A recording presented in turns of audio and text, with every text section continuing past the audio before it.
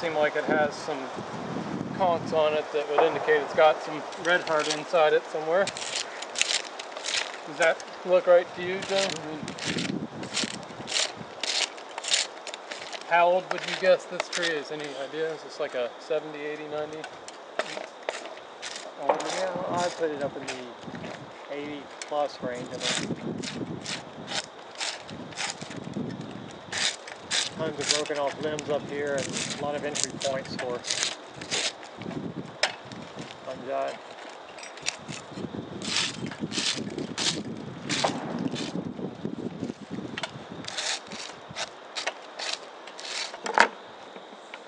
Alright, so the reason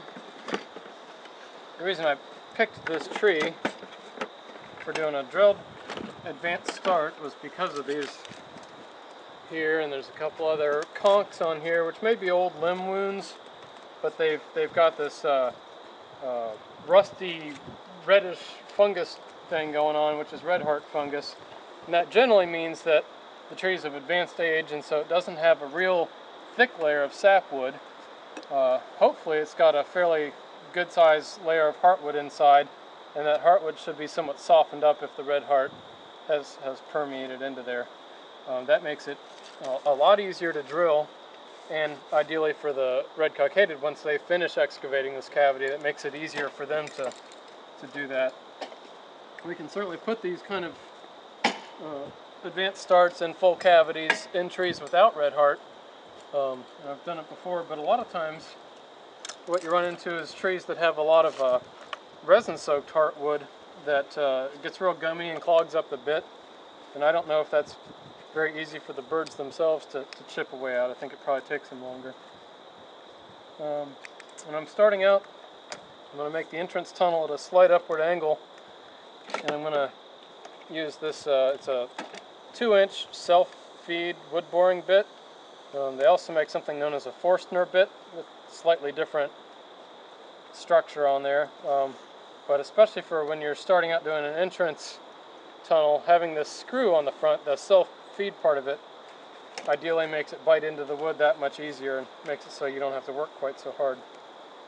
I'm just going to select a comfortable place on the ladder for myself, and again I'm going to do it at probably about a 5 to almost up to 10-degree angle, so that the sap inside, as I go through the living part of the tissue, rolls back out over time instead of rolling back into the cavity.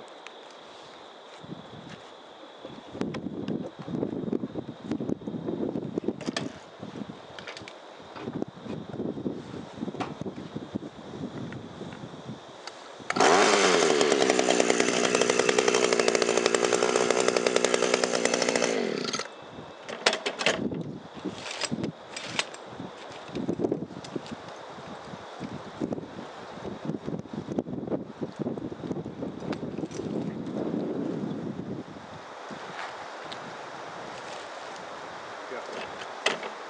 10 seconds of belt adjustment saves my back.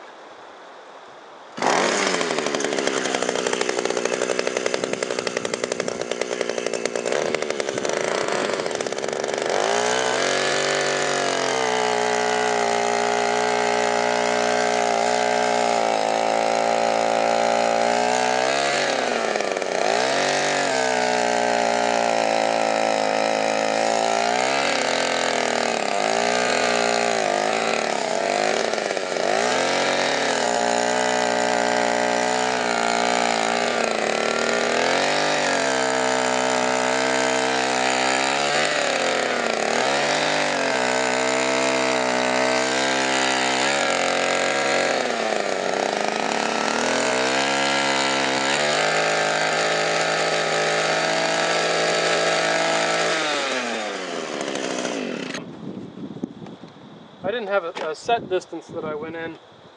It varies depending on the diameter of the tree and how much heartwood it's got. I can feel when I start to get into that softer heartwood. The main thing would be that I don't go so far that I make an entrance tunnel that breaches through the heartwood and into the sapwood on the far side. I was in no danger of that because this is a pretty big tree. Now what I'm going to do is I'm going to let it sit there for a minute, and this works better in the summertime. I'm going to see where the sap starts beating up in the living tissue in the sapwood, and I'm going to make a mark there so that I can then excavate behind that and make it so I have somewhat of a light bulb shape in there, and ideally my sap doesn't fall back into that light bulb shape. All the excavated part will be in the dead heartwood.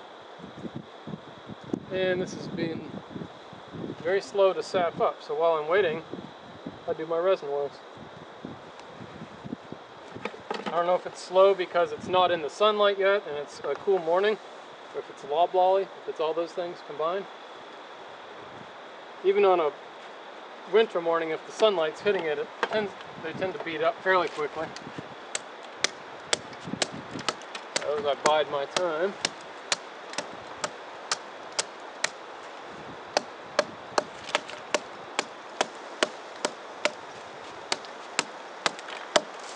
Something with the self-feed bit, you can see I almost got into trouble there, almost had to put it in reverse on my drill. It wants to grab so good once you get into that softer heartwood.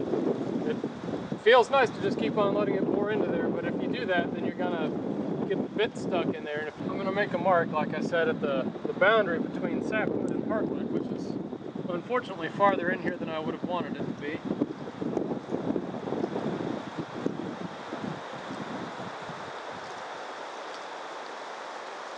And I can tell the difference both from the lighter sapwood beating up with resin and the heartwood also having it's much more reddish and dark. Pretty obvious boundary now that I see how far in it is. Now, I'm going to switch bits and I'm going to put my 1.5 inch bit on and try to follow that out again without making a divot so that the sap flows back into the cavity.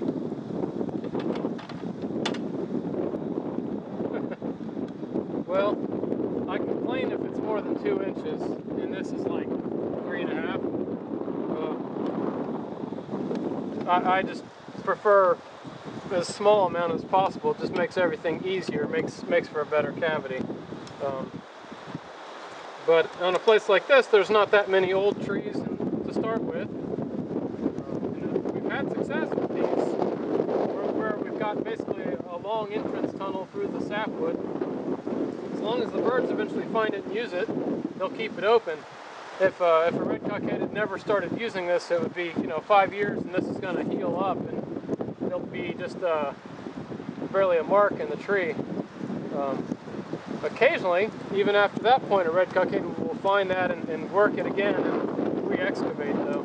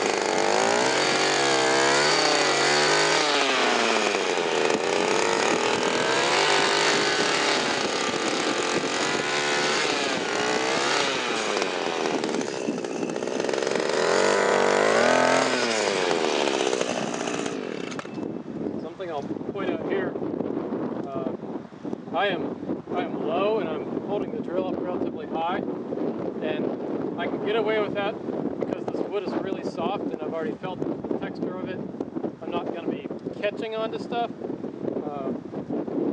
Some much older trees and trees that have knots can have very uneven texture in the wood, and if I'm doing that kind of thing and it catches on that, I have the drill will snap. And it's something to be real aware of when doing a drill cavity of any kind. That twisting is the thing to watch out for. It happens faster than you can react to it.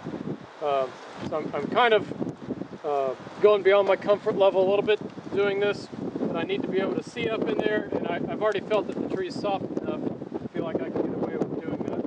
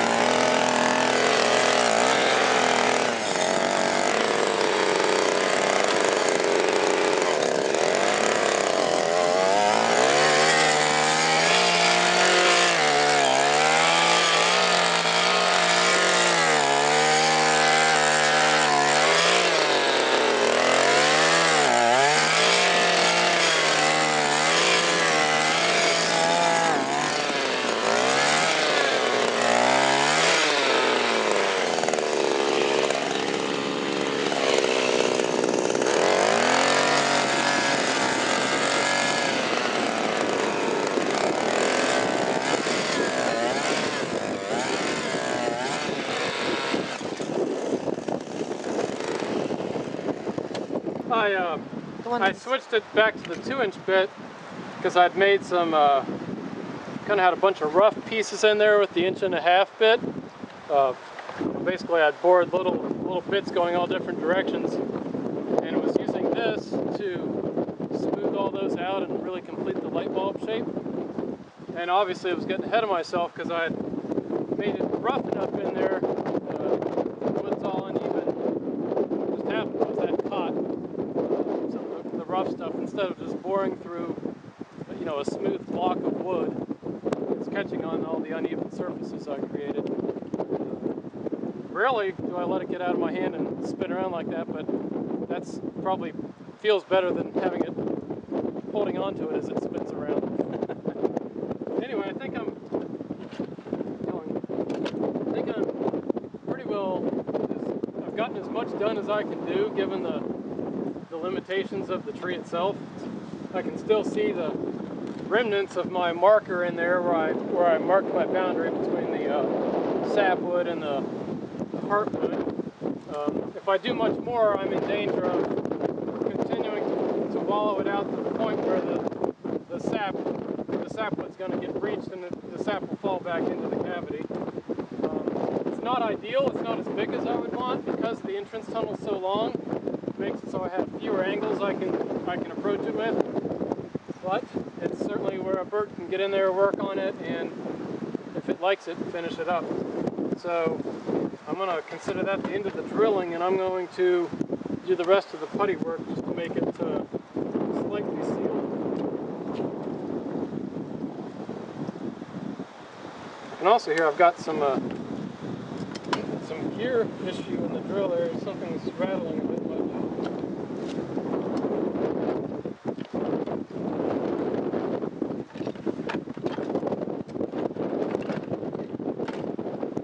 The drill's been really reliable. I've used both Tanaka and Echo, and they're both good and never had a problem.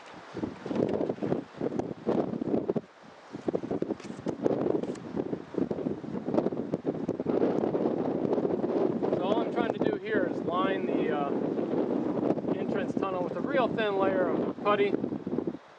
Sap is still going to beat up and work its way through this putty, but this should reduce the amount of sap overall.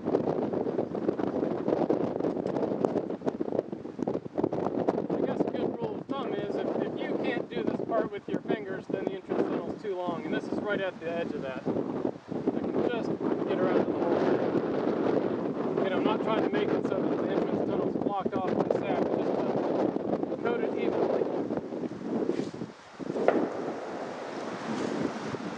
Here's the sap dripping out of the cavity. A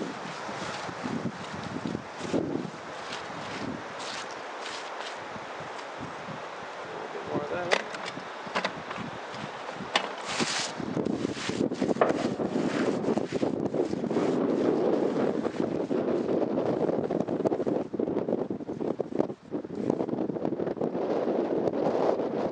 Occasionally, on some trees, you get bits and flakes of the cambium layer here, and I'll often take a razor,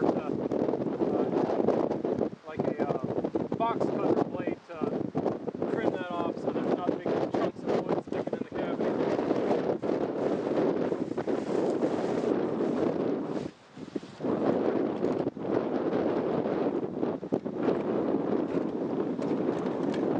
I used the paint inside the entrance tunnel. I think it probably helps seal up a little bit. Don't get all crazy with it though.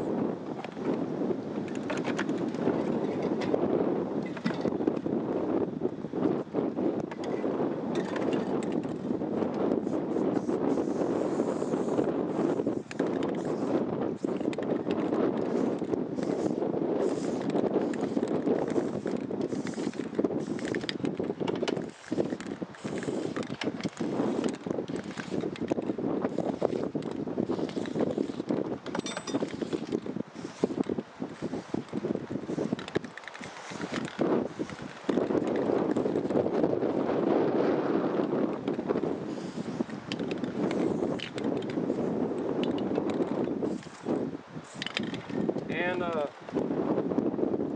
screen this. Would you like it screened off? off, or since this is a recruitment site, you want to leave it, or how do you want to deal with it? Wood screen.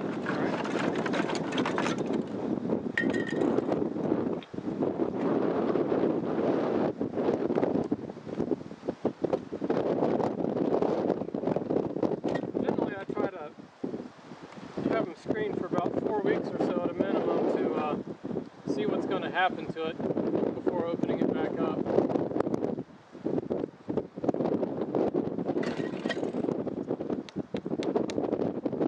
A lot of people say that you couldn't or shouldn't do this during the growing season when the tree is actively producing a lot of resin, but I think it works okay then, and you see the mistakes that you make that much sooner. If you're going to have a cavity fill up with sap, it'll happen the first day in the growing season.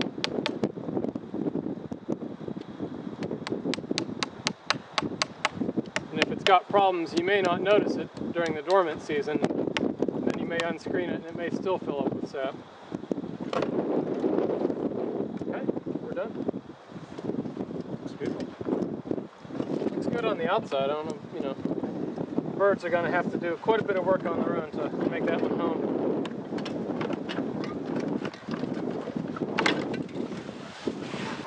Yeah, I picked this tree for a couple reasons. The first reason I picked it compared to some of the other trees nearby was it had the red heart conchs on it, indicating advanced age and that it would have a soft heartwood. And the other reason that I put the cavity where I did put it was because of the lean. In all these artificial cavities, I'm always putting the entrance tunnel facing to the bottom of the lean so that any water is going to drip off and not go inside of it. There's hundreds of trees out here to select from, and almost every one of them has got a lean. They're almost never going to be perfectly straight. Other considerations would be if it's facing into an open area. The birds tend to like that when it's facing an open direction, and not facing into some clump of dense hardwoods or other dense pines, or directly into a swamp or something like that. So this tree met all those qualifications, and it was a good choice and easy to access from the road so that we can continue to monitor it and see if it gets used.